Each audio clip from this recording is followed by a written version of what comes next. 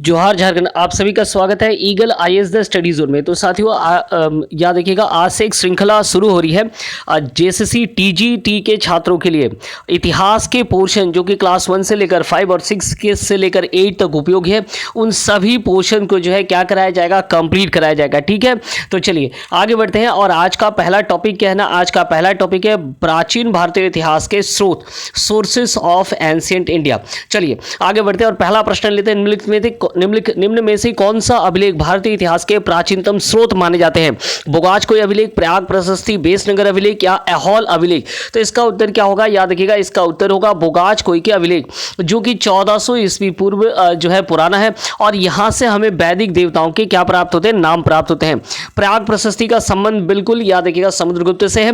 बेसनगर अभिलेख क्या है, वैष्णव धर्म के सबसे प्राचीन स्रोत माने जाते हैं। वहीं ऐहोल अभिलेख याद रखिएगा, ऐहोल अभिलेख जो है 640 ईस्वी का है, जो कि पुलकेशिन द्वितीय और हर्षवर्धन के बीच जो युद्ध हुआ था, जिसमें हर्षवर्धन की हार हुई थी, उस का जो स्रोत है वो क्या है ना, ऐहोल अभिलेख है। और इस पर जो है प्रश्न जेपीएससी से भी पूछे जाते हैं। तो चलिए आगे बढ़ते हैं, नेक्स्ट प्रश्न देखते हैं कि क्या कुछ है हमारा नेक्स्ट प्रश्न। निम्नलिखित में से किस स्थल से प्रागैतिहासिक गुफा शैल से चित्र प्राप्त हुआ है? अर्थात कहां से हमें गुफा शैल चित्र प्राप्त हुए? लोथल, बुर्जहोम, भीमबेटका या चान्होदोड़ो? तो इसका उत्तर क्या होगा, इसका उत्तर होगा भीमबेटका, इसका उत्तर होगा, याद रखना है। और भीमबेटका से हमें क्या प्राप्त हुआ है ना, भीमबेटका से हमें शैल चित्र प्राप्त हुए हैं। भीमबेटका मूल रूप से रायसेन जिला, मध्य प्रदेश के रायसेन जिला अंतर्गत है। 10 किलोमीटर के पहाड़ी रेंज में ये फैला हुआ है। और यहाँ के कुछ शैल चित्र जो है 1 लाख से भी अधिक पुराने माने जाते हैं। याद रखना है, भीमबेटका की खोज प्रथम बार किसके द्वारा की गई थी? तो कॉनकेड, डब्ल्यू कॉनकेड के द्वारा जो है, डब्ल्यू कीनकेड के द्वारा इसकी खोज जो है 1888 में किया गया था। हालांकि उन्होंने इसे बौद्धिस्ट साइट के रूप में खोजा था। बाद में बीएस वाकानकर के द्वारा जो है इसे प्लेयोलिथिक और मेसोलिथिक का एक बहुत बड़ा सोर्स माना, सोर्स के बारे में जानकारी दिया जाता है। तो चलिए इसका उत्तर क्या होगा, इसका उत्तर होगा भीमबेटका। नेक्स्ट प्रश्नों की ओर आगे बढ़ते हैं। झारखंड के किस स्थल से प्रागैतिहासिक काल के शैल चित्र प्राप्त हुए हैं? अर्थात मैंने भारत के संदर्भ में बताया, चूंकि आप जेएसएससी टीजीटी एग्जाम दे रहे हैं, झारखंड के एग्जाम दे रहे हैं, तो झारखंड में कहां जो है प्रागैतिहासिक शैल चित्र के प्रमाण प्राप्त हुए हैं? तो देखते हैं, सीतागढ़ पहाड़, दुमदुमा, इसको और बेनूसागर। इसका उत्तर क्या होगा, इसका उत्तर होगा, याद रखिएगा, इसको, जिसकी खोज किसके द्वारा किया गया था? तो बुल्लू इमाम के द्वारा जिसका खोज किया गया था 1990 में। और इसके साथ साथ याद रखिएगा, यहां हमें शैल चित्र दीर्घा प्राप्त हुए हैं। सीतागढ़ पहाड़ जो है झारखंड का एक हजारीबाग स्थित बहुत बड़ा साइट है, ये बौद्धिस्ट साइट है, याद रखिएगा। इसके साथ साथ दुमदुम में जो है प्राचीन शिवलिंग हमें प्राप्त हुआ है। बेनूसागर क्या है ना, जैन साइट माने जाते हैं, जहां 7वीं शताब्दी के क्या मिले हैं ना, जैन मूर्तियां प्राप्त हुए हैं। तो इसका उत्तर क्या होगा, इसका उत्तर होगा इसको। चलिए नेक्स्ट प्रश्नों की ओर आगे बढ़ते हैं। नेक्स्ट प्रश्न क्या है, निम्न में से किस अभिलेख का संबंध शक शासक रुद्र दामन से है? तो रुद्र दामन का संबंध आप सभी को ज्ञात होगा कि इसका संबंध जो है किससे है, जूनागढ़ अभिलेख से, जो कि 150 ईस्वी का है। और ये शुद्ध संस्कृत में लिखा हुआ क्या है ना, प्रथम जो है एक अभिलेख माना जाता है। ठीक है, इसके साथ साथ ऐहोल अभिलेख के बारे में मैंने आपको बताया कि ये पुलकेशिन द्वितीय और हर्षवर्धन के मध्य संबंध को दर्शाता है, युद्ध के संबंध को दर्शाता है। नानाघाट अभिलेख याद रखिएगा, ये शातवाहन कालीन है। सातकर्णी प्रथम की जो पत्नी थी नायनिका के द्वारा जो है नानाघाट अभिलेख बनाया गया था। तख्ताबही अभिलेख किससे जुड़ा हुआ है? तो गोंदोफर्नी से जुड़ा हुआ है। भारत में विदेशियों के आगमन के तहत जो है अंतिम जो है वो बैक्ट्रिया के निवासी थे, पार्थिया के निवासी, तो जो है गोंडोफर्निस के द्वारा तख्ताबही अभिलेख बनाया गया था। चलिए नेक्स्ट प्रश्नों के आगे बढ़ते हैं। पुस्तक the wonder that was India के लेखक कौन माने जाते हैं? रोमिला थापर, के.एन. नीलकंठ शास्त्री, डी कोशाम्बी या ए.एल. बासम? तो याद रखिएगा, इसका उत्तर क्या होगा, इसका उत्तर होगा ए.एल. बासम। ए.एल. बासम के द्वारा the wonder that was India का प्रकाशन 1954 में किया गया था। और उन्होंने इस पुस्तक के माध्यम से ब्रिटिशर्स के द्वारा जो चीज़ें फैलाई गई थी, उन नेगेटिविटी को दूर किया गया था। जैसे James Mill, Thomas Macaulay, Arthur Smith के द्वारा भारत के संदर्भ में जो नकारात्मकता किया गया था, उस पर इनके द्वारा प्रहार किया गया। याद रखिएगा, रोमिला थापर के साथ साथ रामशरण शर्मा, जो कि भारतीय इतिहास में कहना बहुत मुख्य राइटर माने जाते हैं, वो भी ए.एल. बासम के ही क्या थे, शिष्य माने जाते हैं। चलिए रोमिला थापर, नेक्स्ट प्रश्नों के आगे बढ़ते हैं। नेक्स्ट प्रश्न क्या है, निम्न में से कौन अष्टाध्यायी के रचनाकार हैं? तो बहुत ही सिंपल उत्तर है पाणिनि। संस्कृत व्याकरण जो है और पाणिनि के द्वारा जो है क्या लिखा गया है ना, अष्टाध्यायी लिखी गई है। चलिए नेक्स्ट प्रश्नों की ओर आगे बढ़ते हैं। ऋग्वेद की भाषा निम्न में से किसके समतुल्य है? पुर्तगीज किससे समतुल्य है? मंदारिन से समतुल्य है? अवेस्ता से या स्पेन से? तो याद रखिएगा ईरान के अवेस्ता से जो है ऋग्वेद की भाषा जो है समतुल्य मानी जाती है और 1000 ईस्वी में जो है अवेस्ता की रचना की गई है और ऋग्वेद की रचना भी जो है 1000 ईस्वी में ही माना जाता है। चलिए नेक्स्ट प्रश्नों की ओर आगे बढ़ते हैं। ऋग्वेद की कितनी शाखाएं उपलब्ध है? ऋग्वेद की कितनी शाखाएं उपलब्ध है? इसका उत्तर क्या होगा? इसका उत्तर याद रखिएगा, इसका उत्तर होगा 5 शाखाएं जो है ऋग्वेद के जो है क्या है उपलब्ध है। उनमें साकल, वास्कल, आश्वायन, संखायन और मांडुक्य, ये 5 शाखाएं हैं। 10 मंडल याद रखना है कि ऋग्वेद में कितने मंडल हैं? 10 मंडल हैं। सूक्त कितने हैं? तो 1028 सूक्त हैं और स्रोत या मंत्र कितने हैं? तो 10,600 क्या है मंत्र हैं। ठीक है, वेदों को याद रखना है कि वेदों को क्या कहा जाता है? श्रुति कहा जाता है, क्योंकि ये सुनकर जो है क्या रखा गया था, इसे संरक्षित रखा गया था। वेद व्यास ने जो है प्रथम बार वेदों का संकलन किया था। चलिए, हालांकि अलग अलग वेदों के संकलन करता जो है अलग अलग ऋषि गण माने जाते हैं। नेक्स्ट प्रश्नों की ओर आगे बढ़ते हैं। निम्न में से कौन से वेद का संबंध जो है लौकिक जीवन के तंत्र, मंत्र, जादू टोना, अंधविश्वास, ब्रह्म विद्या एवं वशीकरण से है? तो हमें याद रखिएगा अथर्व वेद से हमें क्या प्राप्त होता है? तंत्र, मंत्र, जादू टोना जैसी चीजें प्राप्त हो रही है। इसके प्रथम भाग पर हमें ऐसी चीजों का वर्णन प्राप्त होता है। इसका उत्तर क्या होगा? इसका उत्तर होगा अथर्ववेद। नेक्स्ट प्रश्नों पर आगे बढ़ते हैं।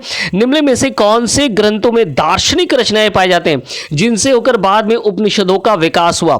तो दार्शनिक रचनाएं जो है वो कहां से पाए जाते हैं? हमें आरण्यक से पाए जाते हैं। जैसा कि नाम से है, ये जंगलों में लिखा गया और इस पर शांति के वातावरण में लिखा गया है और इसमें दर्शन की गहराइयां लिखी गई है और इसी से चलकर जो है आगे जाकर के किसका विकास हुआ?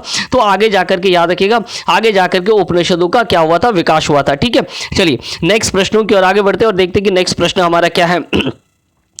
नेक्स्ट प्रश्न देखते हैं कि क्या कुछ हमारा नेक्स्ट प्रश्न है। निम्न में से कौन सीयूकी के रचनाकार माने जाते हैं? तो वेनसंग जो है क्या माने जाते हैं? अपने यात्रा वृत्तांत को सीयूकी के द्वारा संरक्षित रखा गया था वेनसंग के द्वारा। वेनसंग का आगमन कब हुआ था? तो हर्षवर्धन के काल में जो है वेनसंग का आगमन हुआ था। चलिए नेक्स्ट प्रश्नों की ओर आगे बढ़ते हैं। निम्न में से कौन कनिष्क के राज्यसभा के दरबारी कवि थे? बाणभट्ट, बिल्हन, अश्वघोष या मेगास्थनीज? इसका उत्तर क्या होगा? इसका उत्तर होगा अश्वघोष। अश्वघोष ने बुद्ध चरित की रचना की है। इसके साथ साथ कई और पुस्तकें और संस्कृत बौद्धिक साहित्यों में अश्वघोष का नाम पहले लिया जाता है। तो याद रखिएगा कनिष्क के राजसभा के दरबार के निवासी कौन थे? तो अश्वघोष थे। ठीक है, बाणभट्ट का संबंध जो है किसके साथ है? हर्ष के साथ है। याद रखना है मेगास्थनीज का संबंध बिल्कुल मौर्य काल के साथ है। चलिए, और बिल्हन का संबंध क्या है? ना चालुक्य शासक विक्रमादेव षष्ठ के साथ है। नेक्स्ट प्रश्नों की ओर आगे बढ़ते हैं, देखते हैं क्या कुछ प्रश्न है। निम्न में से कौन से ग्रंथ महावीर के जीवन और उसके कृत्यों के साथ है, समकालिकों के साथ उनके संबंधों का वर्णन करता है? ये एक जेपीएससी का प्रश्न है, पूछा गया था 6ठी जेपीएससी में, याद रखना आप सभी को। तो इसका उत्तर क्या होगा? इसका उत्तर याद रखिएगा, इसका उत्तर होगा भगवती सूत्र, इसका उत्तर होगा। इसके अलावा याद रखना है छेद सूत्र का संबंध क्या है? इसमें उपयोगी विधि और नियमों का संकलन किया गया है। और मूल सूत्र में क्या है? न जैन धर्म के उपदेश, कर्तव्यों, बिहार के जीवन और यम और नियम का क्या किया गया है? ना संकलन किया गया है। चलिए नेक्स्ट प्रश्न की ओर आगे बढ़ते हैं, देखते हैं नेक्स्ट प्रश्न क्या है। यमक का संबंध जो है निम्न में से किसके साथ है? विनय पिटक, सूत पिटक, अभिधम पिटक या एपांग? तो याद रखना है इसका संबंध किसके साथ है? इसके संबंध जो है अभिधम पिटक के साथ संबंधित है। अभिधम पिटक के अंतर्गत 7 ग्रंथ जो है संबंधित हैं। उनमें से जो है कथावतु जो है सबसे महत्वपूर्ण माने जाते हैं और इस कथावतु के रचना जो है मोगलीपुत्र 30 के द्वारा किया गया था, तृतीय बौद्ध संगति के दौरान। तो अभिधम पिटक के अंतर्गत क्या आते हैं? यमक आते हैं। ये प्रश्न भी किसमें पूछा गया था? ये प्रश्न भी जेपीएससी में ही पूछा गया था। विनय पिटक का संबंध क्या है? विनय का अर्थ होता है नियम, तो इसमें नियम और विनियम, दैनिक जीवन के आचार्य के नियम इसमें उपलब्ध है। और बौद्ध धर्म के जो सिद्धांत है वो कहां संकलित किया गया है? तो सूत पिटक में संकलित किया गया है। उपांग का संबंध जो है बौद्ध धर्म से नहीं है। अंग, उपांग ये सभी जो है जैन धर्म से जुड़े हुए हैं। चलिए नेक्स्ट प्रश्नों की ओर आगे बढ़ते हैं। सारीपुत्र प्रकरण का संबंध किसके साथ है? सारीपुत्र क्या है ना, एक नाटक है और इसका संबंध निम्न में से किसके साथ है? कौटिल्य के साथ, कालिदास के साथ, अश्वघोष या बाणभट्ट? तो याद रखिएगा अश्वघोष इसके रचनाकार माने जाते हैं। अश्वघोष ने बुद्धचरित का रचना किया था और इसके साथ सौदारंद का रचना किया गया था। और सारीपुत्र प्रकरण का रचनाकार भी कौन माने जाते हैं? तो अश्वघोष, जो कि कनिष्क के दरबार के राजकवि भी माने जाते हैं। चलिए नेक्स्ट प्रश्नों की ओर आगे बढ़ते हैं, देखते हैं क्या कुछ है। निम्न में से कौन सी रचना जो है कालिदास की प्रथम रचना मानी जाती है? अभिज्ञान शकुंतलम, रघुवंश, कुमार संभव या ऋतु संहार? इसका उत्तर क्या होगा? ऋतु संहार जो है कालिदास की प्रथम रचना मानी जाती है। कालिदास की सर्वश्रेष्ठ रचना कौन सी है? तो अभिज्ञान शकुंतलम है, जो कि विश्व में कई भाषाओं में इसका क्या किया गया है? संकलन किया गया है। चलिए आगे बढ़ते हैं नेक्स्ट प्रश्नों की ओर। नाटक स्वप्न वाशव दत्ता के रचनाकार कौन माने जाते हैं?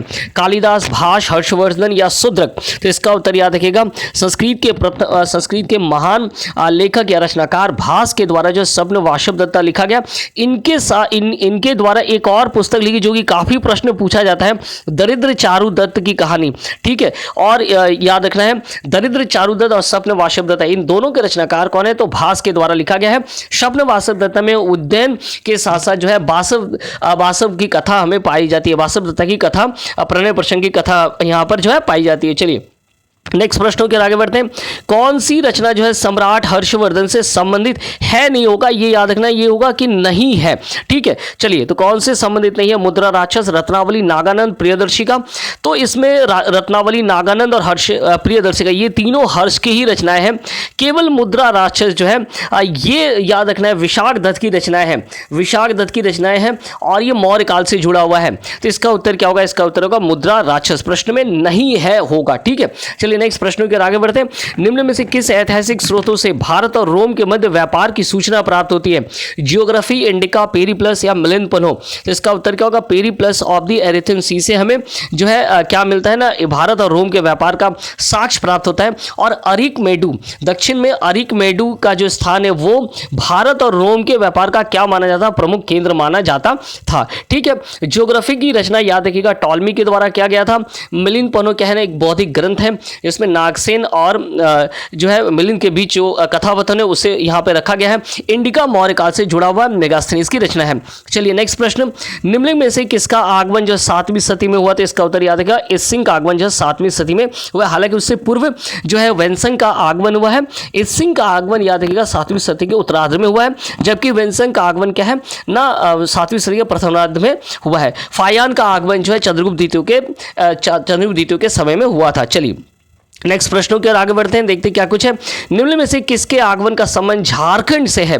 किसके आगमन या किसके यात्रा वृत्तांत में हमें झारखंड के बारे में हमें क्या प्राप्त होता है? वर्णन प्राप्त होता है, ये प्रश्न है। चलिए बहुत ही महत्वपूर्ण प्रश्न है। फाइहान, वेन्संग, इत्सिंग या जो है तारा? तो इसका उत्तर क्या होगा? वेन्संग। 624 से लेकर 643। और जब वेन्संग राजमहल के क्षेत्रों में भ्रमण कर रहा था तो उन्होंने जो है यहाँ पर किसे पाया था? तो इस हर्षवर्धन को शिविर डालते हुए देखा था। तो इसका उत्तर क्या होगा? इसका उत्तर होगा वेन्संग, इसका उत्तर होगा, जिसका सीधा संबंध क्या है? राजमहल के साथ है। चलिए निम्न में से कौन जो है बृहद संहिता के रचनाकार माने जाते हैं? पाणिनि, आर्यभट्ट, कालिदास या बारामिहिर? पाणिनि ने अष्टाध्यायी की रचना की, आर्यभट्ट के द्वारा आर्यभट्टम लिखा गया था। कालिदास की कई रचनाएं हैं जिनमें अभिज्ञान शकुंतलम और रघुवंश मुख्य माने जाते हैं। और बारामिहिर ने जो है याद रखिएगा बारामिहिर के द्वारा बृहद संहिता की रचना की गई थी, जो कि ज्योतिष शास्त्र से जुड़ा हुआ माना जाता है। चलिए संस्कृत साहित्य कादंबरी के रचनाकार कौन माने जाते हैं? कादंबरी के रचनाकार कौन माने जाते हैं? विशाख दत्त, भाष, हर्षवर्धन या बाण? तो इसका उत्तर याद रखिएगा, इसका उत्तर होगा बाण। बाण के द्वारा कादंबरी के 2/3 भाग की रचना की जाती है और शेष भाग जो है पुलिन भट्ट के द्वारा रचना किया जाता है। तो कादंबरी के रचनाकार कौन माने जाते हैं? तो बाण माने जाते हैं। चलिए नेक्स्ट प्रश्न, निम्न में से किस साहित्य के अंतर्गत कश्मीर का इतिहास प्राप्त होता है? ऋतु संहार, कर्पूर मंजरी, राज तरंगी या काव्यादर्श? तो इसका उत्तर क्या होगा? इसका उत्तर होगा राज तरंगी, जो कि कलहन के द्वारा लिखा गया है। कश्मीर के राजाओं की एक सूची भी यहां से हमें प्राप्त हो रही है। ठीक है, चलिए कर्पूर मंजरी के लेखक कौन है? तो राजशेखर, याद रखिएगा कर्पूर मंजरी के लेखक माने जाते हैं। और काव्यादर्श के लेखक है तो दंडी ने 10 कुमार चरित्र की रचना भी की है, जो कि उनका प्रमुख जो है क्या माना जाता है? ग्रंथ माना जाता है। और काव्यादर्श ये 2। और कर्पूर मंजरी के रचनाकार कौन माने जाते हैं? राजशेखर, जिन्होंने काव्य मीमांसा की रचना भी जो है उनके द्वारा किया गया था। चलिए चलिए अंतिम प्रश्न, विक्रमांगदेव चरित्र के रचनाकार कौन है? विशाखदत्त, विल्हन, हर्षवर्धन या कल्हण? तो इसका उत्तर क्या होगा? इसका उत्तर होगा विल्हन, जो कि चालुक्य सम्राट विक्रमादित्य षष्ठ के दरबार में थे और उन्होंने अपने विक्रमादित्य सम्राट के बारे में जो है विल्हन में संग्रहित किया था। तो ये सभी प्रश्न याद रखिएगा। आज जेटेट मेंस के तहत जो है कक्षा 1 to 5 और 6 to 8 के लिए प्रश्नों की श्रृंखला और जो है क्लासेस शुरू हो रही है और आप सभी हमारे साथ इसी प्रकार इतिहास के प्रश्नों के लिए जुड़े रहे और झारखंड के डिफरेंट एग्जाम के लिए, झारखंड के पेपर के लिए भी जुड़े रहे। बहुत बहुत धन्यवाद आप सभी का।